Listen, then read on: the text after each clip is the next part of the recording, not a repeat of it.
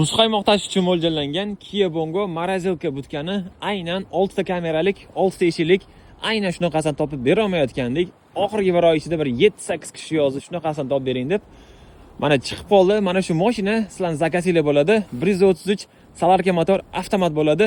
Xo'p, mana shu butkani o'zini alohida olaman desangiz ham $13,500 bo'ladi. Xo'p, narxi $18,000 bilan mana shunday holatda buzmasdan O'zbekiston tamojnasigacha yetkazib beramiz. Xo'p, mashinani bir boshdan ko'rsatadigan bo'lsak, bilasizlar, bu butkani o'zi alohida bo'ladi. Bu mashinaga ulangan bo'lmaydi. 380 voltga ishlaydi. Bitta tok bilan zaryad qila olasiz. Mana bu yerda 380 volt yozib qo'ygan.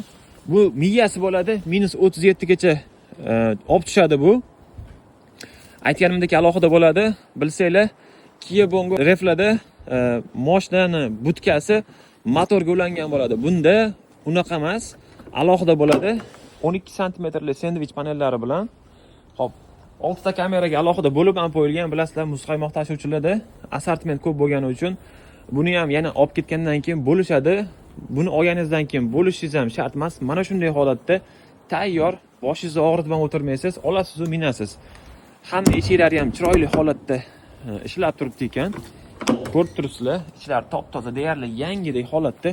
$13,500 sarflab o'tirishga ham keragi yo'q bu butkaga.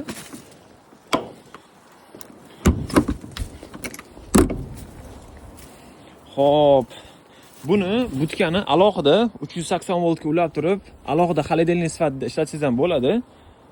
Morojnoye yoki da shunga o'xshagan mahsulotlaringiz bo'ladigan bo'lsa. Xo'p, mashinamiz Salarka bo'lgani uchun rassom moshkasi biroz qimmatroq chiqadi. 16,000 bilan 17,000 atrofida chiqib turibdi. Hozirgi kecha kunduzda. Xo'p, hadi bunaqasi chiqavermaydi. Qiziqqanlar bo'lsa, aloqaga chiqinglar. Bu ham sotuvda, nalichida turibdi.